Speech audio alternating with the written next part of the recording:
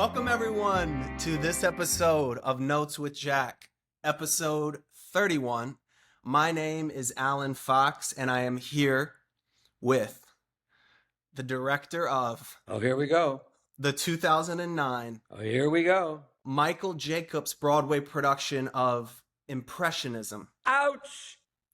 His name Ouch! is Jack O'Brien. Ouch! Okay. What is Impressionism? I didn't when I saw it on the list, I didn't even know what it was. It's a play written by a guy who has been a writer in California for like 20 years. He started out in the theater, and then he went to Los Angeles, and he wrote a lot of, I think, very successful things for television. And then he had this script. And this is going to be expose me this is my most vulnerable, because it was not a success. It was Jeremy Irons coming to Broadway for a long time. That's a complicated thing because he's married to Sinead Cusack, and Sinead at the time was very involved with Tom Stoppard. I know. Yeah. He had bought, by the way, Jeremy had bought a castle in Cork. A castle. That's that Broadway money. I guess. I'm kidding. Yeah, sure it is. Which he restored. Very tall. So many steps you can't believe it. But we stayed there. We all stayed there for a while. Wow. So you went and rehearsed the play at the castle? No. It had nothing to do with it. Oh, with okay. that. Had nothing to do with that. That's him and his life. Sure. He had a boat there, a little boat called Willing Lass. Does that tell you anything? Yeah, a little bit. I'm not going further with that. Sure. Joan Allen, who was in the beginning of her career in my television production of All My Sons, which I did for Lindsay Law on public television. She's the co-star of the show. Okay. Marsha Mason was in the play. Huh. Okay. It's about a girl with a gallery, who runs a gallery. Yeah. And now that I think about it, I can't tell you the story. That's really interesting. Sure. But I will tell you this. This is the interesting thing is we took an intermission. In the middle of the show, Jeremy had a very powerful scene. And I thought, that's the intermission. And we took the intermission there, and I said to Scott, I'm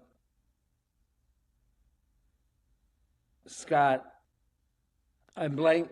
Help me, Jeremiah. Who's my designer? Scott Pask. I said to Scott Pask, if this is in 2 acts, I guess that's okay, but maybe it should be 1 act. Can I put it back together? And he said, absolutely. You have no problem at all. It doesn't matter. So we opened the show, we previewed the show in 2 acts. And the end of the intermission, Jeremiah had this big emotional scene. Jeremy did. And then we would go through the audience. They were totally confused. They didn't get it. They were not getting the show. So we put it back together immediately. Yeah. And it took me 1 afternoon to do that. But they had to reschedule the critics because they had other obligations. Sure. So rather than staying on course, we were delayed for 10 days. And in that 10 days, the show was perceived as being in trouble. I swear to God, it wasn't in trouble. Right. It was what it was.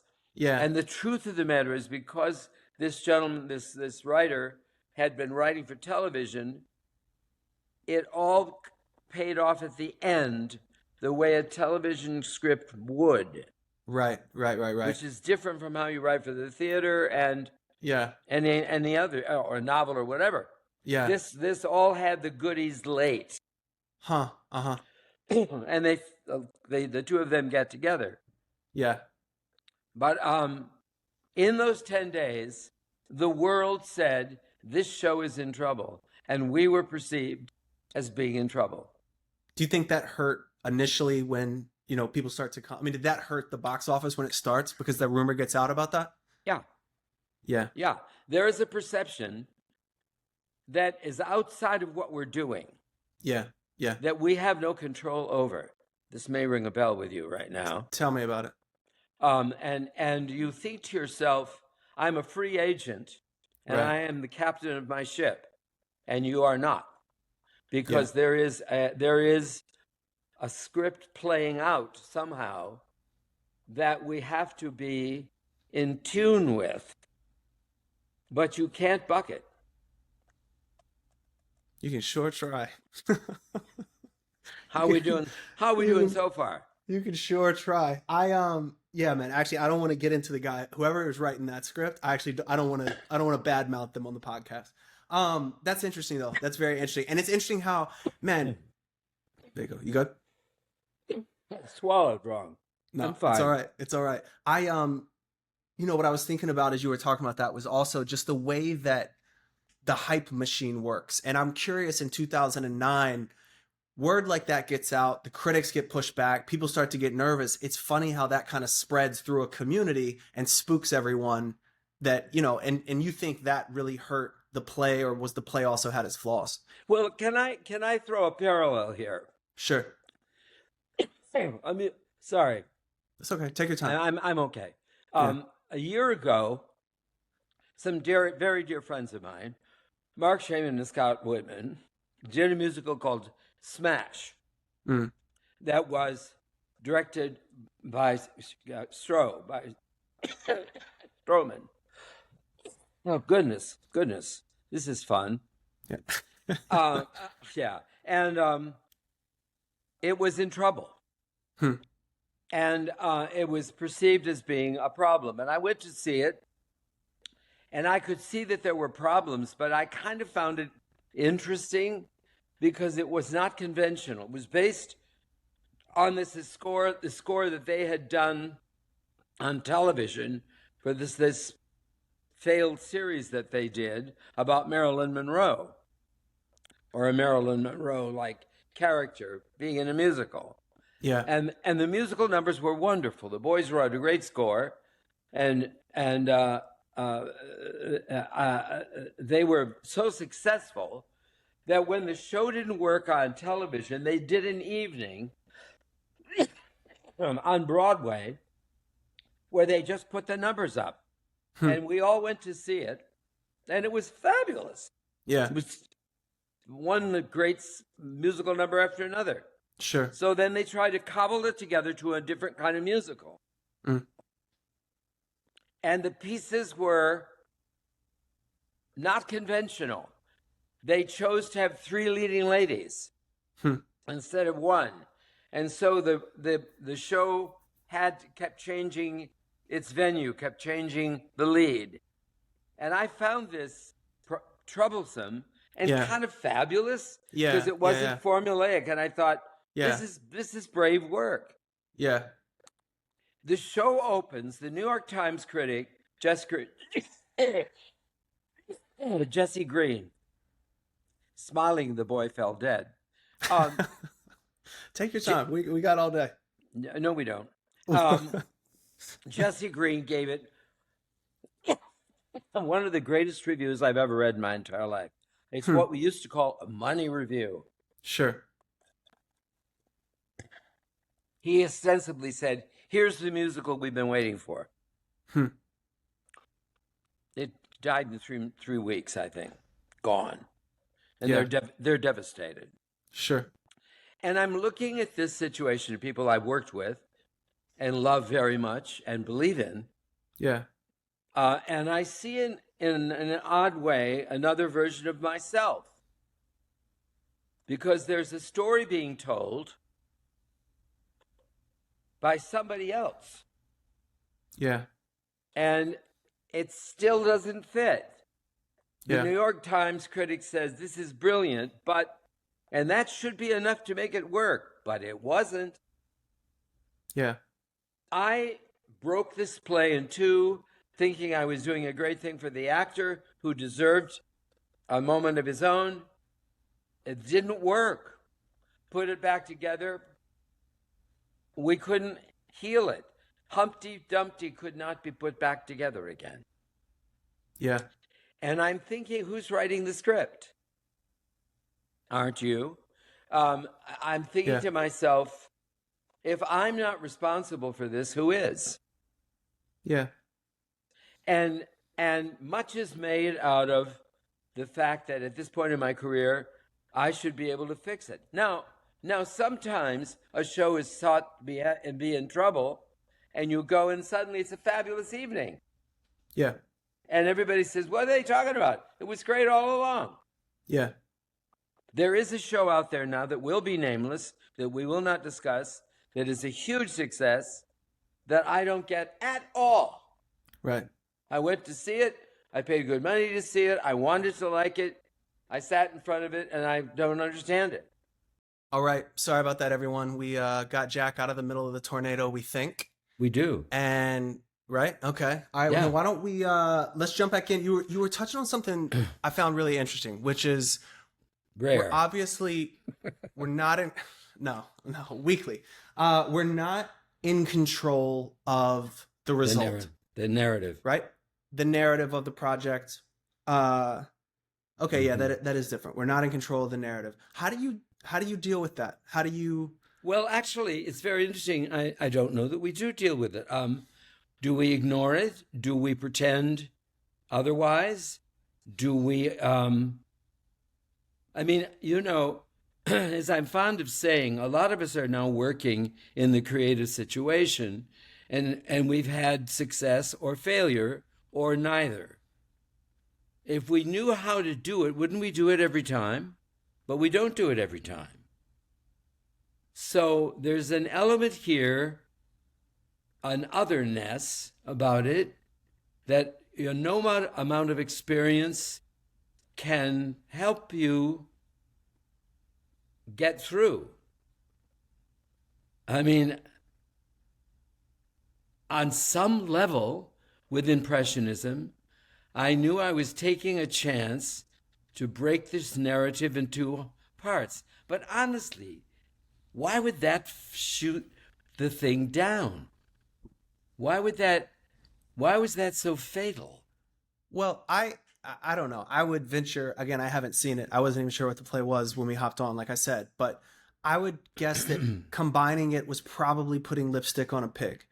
Do you know what I mean? Not that it was a pig, that's a harsh thing to say, but I mean, like, if it didn't work in two parts like that, if it felt like you have to do something like that to put it back together and it's still not quite firing, it makes me think that, like, you can break it apart into two, you can chop it into quarters, you can do whatever you want, but at the core of the piece, there's still something that's not quite working, or there's something in the orbit around it that's not quite working. Do you know what I mean?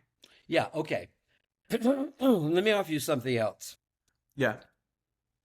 I have two unfinished feelings. I bet I have more when I look back over the work that I've done, but this is one. I mean, when I talk about or think about, it's very interesting that I'm struggling to remember what the play's about.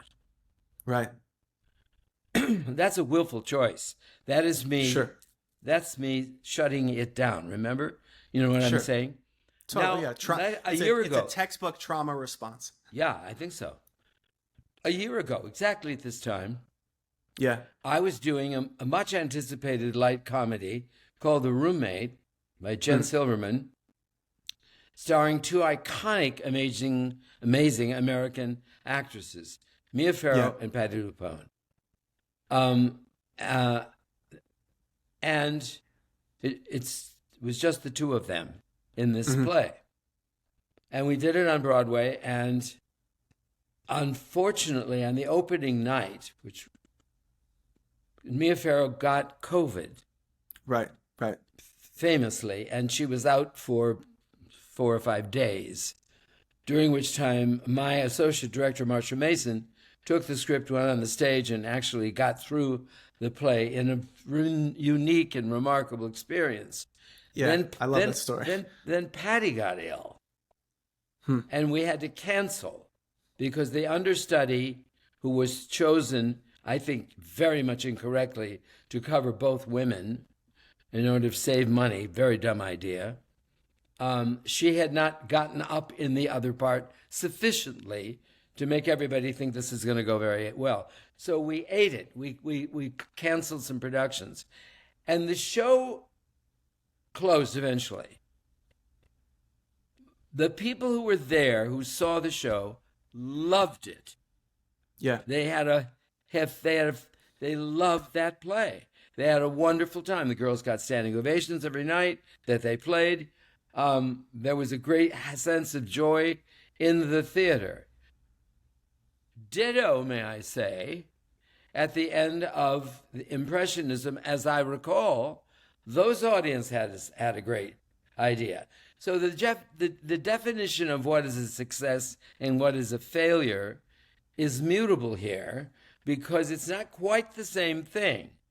Right. I'm wondering if I'm thinking maybe, what is the worst show I ever did? By that I mean, what is the unmitigated disaster? Well, he said quickly, the Steve Sondheim play Getting Away with Murder, right, which closed after 17 performances with the sweet lyricist who died, who wrote Company. Can you help me here, Jeremiah? No, you can't. Who wrote Getting Away with Murder? It was Steve Sondheim, and he wrote Company, the author. Anyway, they were best. Okay. Doesn't matter. Right. Okay. Did you let me ask you this question though? Sorry. Nobody mentions that show. I mean, in the accolades that piled up at the end of Steve's life, and the incredible group, and they even talked about shows that didn't work all that well. Nobody mentions that play. The one thing I did with him, no one mentions it. Right. Maybe that was the worst one that I ever did. But here's the thing: did you? Because I'm curious. Let's think about Impressionism. Let's think about Roommate. Let's think about Getting Away with Murder. Did you feel like any of those three shows did not work? When you sat there on opening night, how did you feel about those three shows? I didn't think Steve's... George Firth. Okay, he's the lyricist or whatever, or the writer. Yeah, God rest his soul. Yeah, he wrote other things too. George Firth, funny guy. Yeah, I thought that one didn't work. Okay, you thought Roommate worked? Yeah. Yeah. Did you think Impression? Did you? Yeah, I saw Roommate. I thought it worked. Did you think Impressionism worked? Ish, better. Ish, not bad. Right. So how do you deal with, because it's interesting because I think there's a flip side of this too, where the world seems to really enjoy something that you don't think works. Right. It's like, how do you handle that? Do you feel authentic in saying, I don't know if it works, or do you play along with the world when they say it works and then get upset when they say it doesn't? Do you know what I mean? I think. Well, I speak for myself. Right. I know the difference. That's how I feel too. Yeah, I know the difference, and maybe people think you got away with it. Right. Maybe because she was great, or he was great, or there was a great song or something. Everybody says, I mean, unmitigated success and unmitigated failure are two extremes that you almost don't get.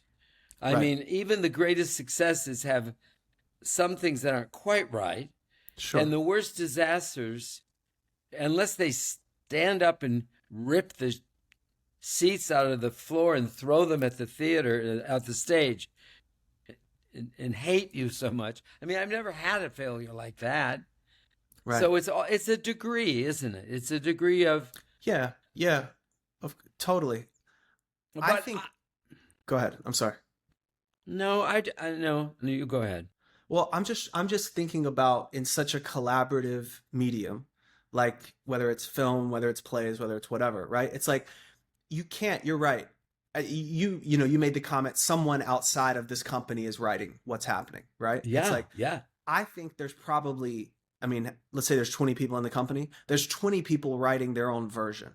So what starts to happen is their versions bump and pull and twist with each other. And as the director, you're just there trying to wrangle 20 different narrators That's correct. into one cohesive piece, right? That's and so correct. That's correct. when the elbows get out and stuff, and it can feel like there's this massive overarching hand, but in some ways I feel like there's 20 overarching hands. And I guess it's funny we're talking about this. This is what I'm really struggling with, right? And it's such a collaborative thing.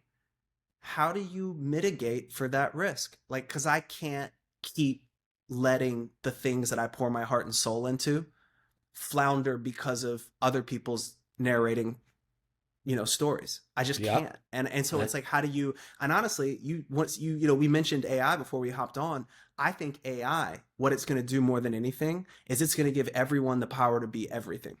And that's where it's going to get really tricky, because you're going to have a lot of solo. And I think potentially you lose the beauty of collaboration, but I think you'll have people turning to AI to create things by themselves, because AI will do the heavy lifting that they're not able. You can't do that in the theater, but I think that's going to happen in film, TV, music, stuff like that. You know what's confusing me about the AI thing? Yeah. Is AI is a composite of everything that is. And so there's nothing in that. I mean, I'm wondering about the creation idea of something new. Well, can something that is a compendium of everything that exists come up with something new? Yes. I think let me walk you through it, because I think it arcs back to the production of Smash you were talking about, right? Yeah, yeah. If AI is taught not to have 3 leading ladies, only have 1, because people don't go, then it will not have the potential to create a show with 3 leading ladies. That's correct. What's dangerous. It's not that, because I sort of believe we're kind of just energetic AI. We're all a collection of patterns that is connecting and rearranging our own patterns, trying to birth something new. Like we talk about the tension of opposites, that third rail new thing that comes out. But if it's not valued, right? If the data going into AI says, don't give us something new because the studios won't make it, the theaters won't put it up, the Times won't review it well, AI will learn not to do that. And that's what's dangerous, because if AI is what we're looking to help us move forward, and it doesn't want to move forward, we will then be taught, don't try to move forward. And that's in some ways a tale as old as time. It's like if you want innovation, you have to promote a culture that wants innovation. You know what I mean? Like, you have to celebrate that in culture if you want culture to innovate itself. Do you know what like, it's all a feedback mechanism. It's all an echo. If that makes sense. Yes, except there is the element of surprise. Right. There is basically the unknowable. That 2 things bump up against each other, and the consequence is unpredictable. Right. I didn't know we were going to get that. Right. And on some level, I'm resistant thinking that AI can do that. Yeah. Because, you know what I'm saying? Yeah. Well, what I think, again, this is a little woo-woo. Alan just checked into the podcast a little bit, but I don't know how you explain this necessarily. But what I think AI can't do is have the taste to trust that innovation. That's true. It can innovate. It can innovate a lot better than we can. Like, if you say, as I understand it, as if, and I'm sure there may be things I'll say wrong in this rant, but if you're like, AI, let me get 30 possible solutions for this, right? It'll give you more than a human can give you over the course of, a day or whatever, right? But it won't, but it's only going to have the taste that it's taught to have. That's correct. If people don't want, and if we don't teach the algorithm that we want innovation, then it's going to discount any options for innovation. But can you teach innovation? Well, that's what I mean. I don't think you can't teach. Innovation is just me or you trusting our third rail idea. In the project that shall not be named, right? If it works, everyone will say it's innovation. But right now, everyone says, I don't know. I'm not sure. It's not, there's cool, but, and if you don't have a world that's AI is because what you can teach AI to do, like a human, when I have an idea that I haven't thought before, I run toward it. You know what I mean? Yep. Like the Yep. people you talked about making Smash, right? Yep. Yep. I'm sure they had to fight a lot of battles to get that on stage, I'm sure they did. right? But they believed it. The Yep. AI is gonna believe what we teach it to believe. The phrase that is banging around in my head right now that I just want to throw out on the table here is Yeah, the phrase is something called a leap of faith. totally, totally. And I don't think that is a component part of AI. Yeah. And here's the only difference I'll say. Do you think that's Nothing. wrong? Do you think I'm No, wrong? what I don't think you quite understand what I think AI does. Like, I'm sure I don't. well, but you're not. But so you're not wrong. What I'm saying is, we call a leap. What is a leap of faith for a human? Why do you know you should take a leap of faith? I don't think you do know. Right, but you do feel something. Okay, I'm just Right. responding Yeah. to what you're saying. The word Totally. desperation comes right up. In other words, fight or flight. That idea that basically I have to somehow do something, go somehow. Yeah. And the options that I see, none of them are palatable. None of them make sense. None of them solve the riddle. None of them seem so. I will throw myself into the abyss. Right. But when you make that, I think you're right. I agree with all that. When you make that leap of faith, I'm thinking about leaps of faith in my life, right? The Yep, project yep. that shall not be named. One Yep. day, hopefully, we'll get to name it on here. We The will. project, and you knew me back when I first had the idea for the project that shall not be named. You've seen it through every stage. You've been a champion of it through every stage, right? I have. From the beginning, when I got that idea, I said, this is more special than anything I see out in the world thus far. Yep. That's why I did it for so long for free. It's why I fought so long, even at every rejection. It's why I continue to fight for it. Because something in me said this is more true than the other stuff I'm watching. It felt that way, right? Yep. AI does not have, I don't think it can feel Can do that. I don't think it quality. can do that. No, I don't think it can either. But because AI is an option, it's a potential option machine, not a selection machine as much, right? So by that I mean, if you teach the AI to throw out a lot of new ideas, it will create new ideas. It won't have the taste mechanism that I think is innate in humans. You have to teach it to have taste. And once you teach it a certain taste, that's the box it has to stay in. It won't be able to have the next breakthrough.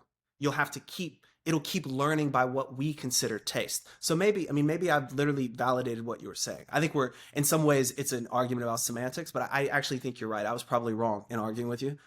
I mean it. Whatever you're trying to get at, I don't know if, I think you can teach AI to have new ideas. You can teach it to innovate. I don't know if you can teach it taste, because I don't know if you can teach it, because like you and I will sometimes say, I think the things we consider good ping close to a frequency of truth that we don't quite understand. It pings the closest to that thing. See, I have an element of mystic in me Sure. that I actually kind of love. Totally. Yeah. It was interesting because I was at a function last night at Lincoln Center for John Guare, and his publication, his collected plays were being feted there as and a volume, and friends had gathered, and Jerry Zaks, who was a spectacular director and a longtime collaborator of John Guare. They started with House of Blue Leaves, and it included such things as 6 Degrees of Separation, and they've had a rocky and wonderful road, the two of them. And Jerry was there to give a speech, and he read his remarks, and he said of the remarks that he was defending John Gielgud, who said he didn't believe in spontaneity. He felt that it should be rehearsed. And it was very funny. It was charming. And self-deprecating, and he read his remarks that were wonderful, and the remarks were read by Tony Kushner, who couldn't be there, which were also wonderful. Yeah. And I was laughing at the time because I happen to know stories about Gielgud, where he was famous for saying the most awful things to people. No wonder he had to write it all down. I remember he did No Man's Land with Ralph Richardson, and he said out loud, well, the only reason I got the part is because Larry's dying, much better. Meaning Olivier was threatened, everybody thought he was going to die, and then he went through the whole thing. He just said those things, you know? Yeah. What I'm saying basically is the word invention comes up. Yeah. Can you teach AI to invent? No one's telling me this. Is this possible? Can you tell me, is that possible? Well, I think you can teach it to invent. What I'm not sure you can teach it is taste that you haven't already taught it. Because anyone can invent things, right? But we don't consider everyone a great artist, right? No. Right? So it's like, people can invent things and you can be like, okay, that's new, but it's not, I don't know what that, right? But that's why I keep saying, like, that thing that we want to try to put our finger on and say, that's genius, that's great, that's humanity, that's creative, that's, you know what I mean? All those ways we like to talk about really brilliant things. Unless AI has been taught to have that level of taste as it's creating new things. Like right now, if ChatGPT, right? If you ask it to write a story for you, it will give you the outline of a pretty hacky story. But if you tell it to write a story like Ernest Hemingway, it will give you a pretty hacky version that sounds like Ernest Hemingway. You can tell there are some differences. But I think we're so early in the game, it will get really good. But so looking backwards, AI will be able to do it in a lot of ways. And it may be able to write things. I mean, you listen to some of the songs, some of the music songs from AI artists generated, they're pretty good. You know, like 50 Cent has these new AI generated sort of music songs using some of his pre-existing songs. They're kind of catchy. However, that the next Sondheim creating somewhere, I don't know if AI will be able to outdo him, because hopefully he's going to do something new in a way that AI hasn't learned about yet. And AI can do things that we haven't learned about, but I believe the kid out there that's the next Sondheim will still have a better taste barometer at this point, is kind of what I think. Does that make sense? Yeah, I'm not as afraid of it as everybody is, but I'm sure it's because I don't understand. Because it's like, I think somewhere I read that a mirror reflects 70% of the image of the light that is fed into it. And subsequent mirrors, when you look at those things that behind you in the bathroom, it's 70 less 70, so 70 gets dimmer and dimmer. Yeah. You never see the real deal. Right. Except when the real deal is you. Right.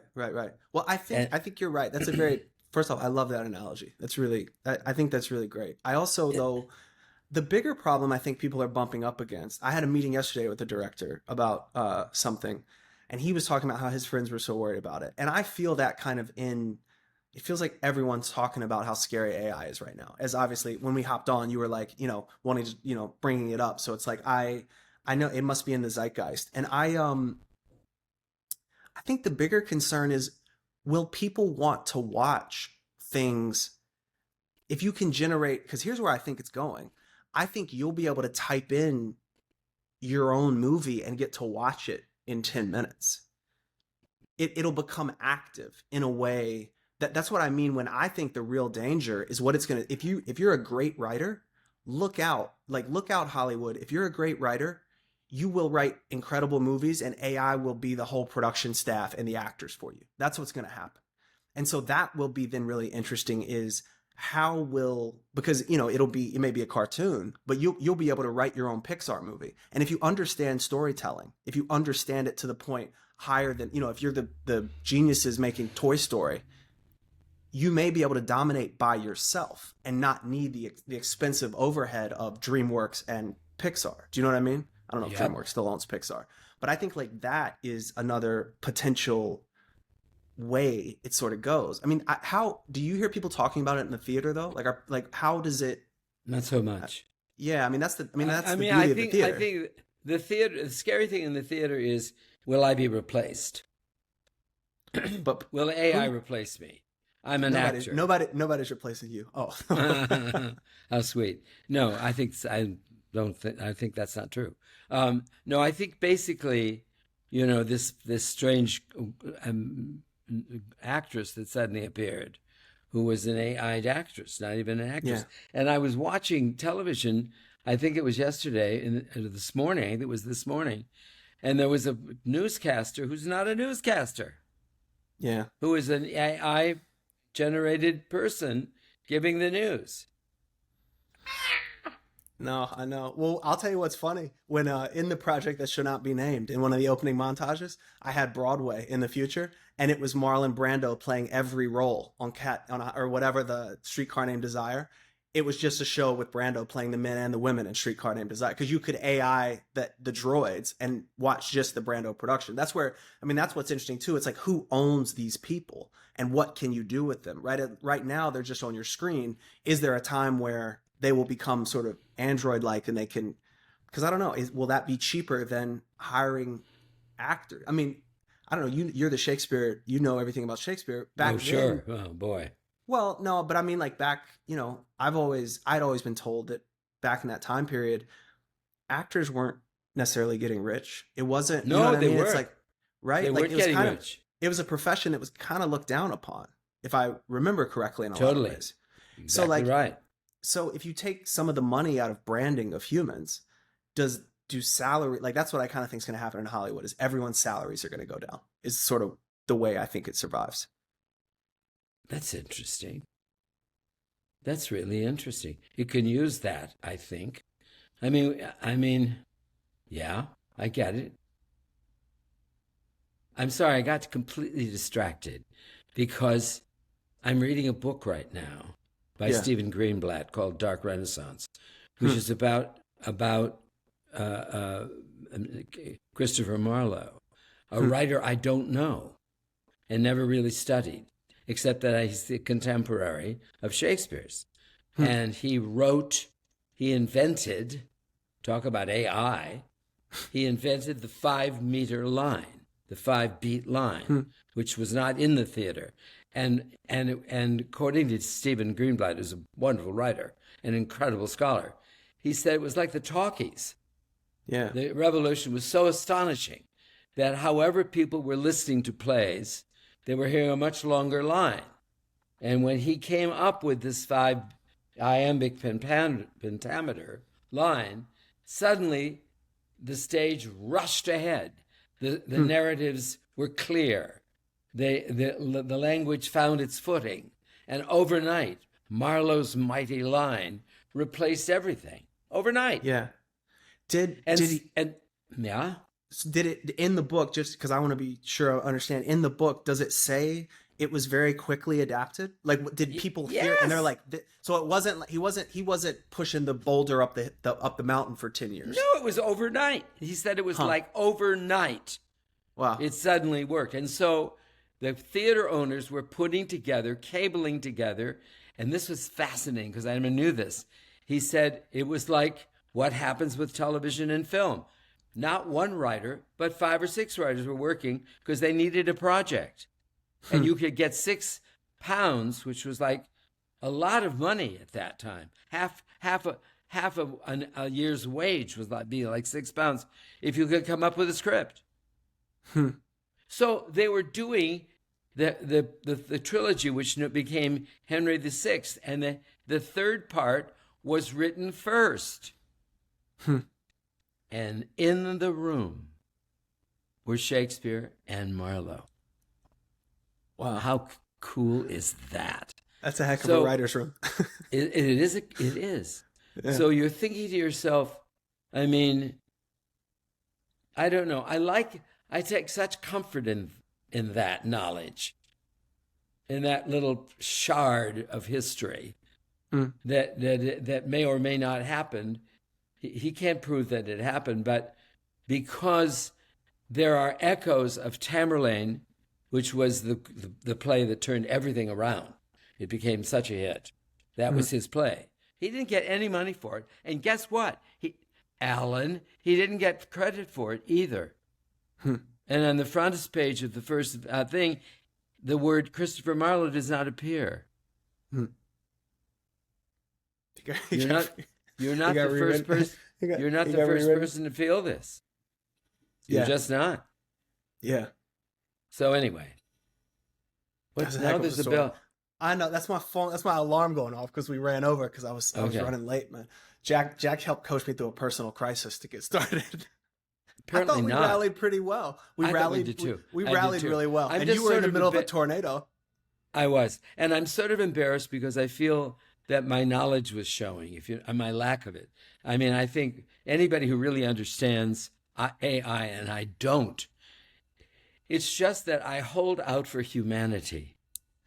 Yes, I hold out for humanity, and all of this doesn't really interest me, because what interests me is being in this little box with you where we slam against each other, and sometimes something happens. I just love that part. I did too. Something definitely happened. That's not AI. No, and no one understands AI. No one knows where it's going. That's the thing. And things never go like people think. That's what I always tell people, right? It's like, this is what I always tell my brother, right? My brother's a psychiatrist. He's a really smart guy. And the one thing I always tell him, every time he tells me something, I say, Andy, that's great. However, for hundreds of years, everyone agreed that the sun revolved around the earth. So they did. I'm not saying that. So when everyone talks about AI this, AI that, we all just have a bunch of dumb theories on what we think could happen, right? It's like, however, the conversations like these, I always like having too, because I would never have known that Marlowe thing, and the rest of the day, I'll feel good about the idea of one little breakthrough like that can send everything back on a rocket ship. Completely changed everything. It changed everything. Everything that's happened since then because of that. Yeah. See? All right. Well, let's call it a day because I need to go turn off my phone before that changes everything and ruins this episode. I'm sorry about that. No one will be everyone. No one but you and I will ever care about this one. I know. It was bound to happen. I think people will. All right. We love you, Jack. Thank you. We got to talk about the comeback next week. We'll figure it out. Are you coming back out here next week? Okay. I'll be. I go back on Tuesday next. I'll be there. All right. We'll figure it out. All right. We'll talk to you Bye. later. Talk to you. Bye, everyone.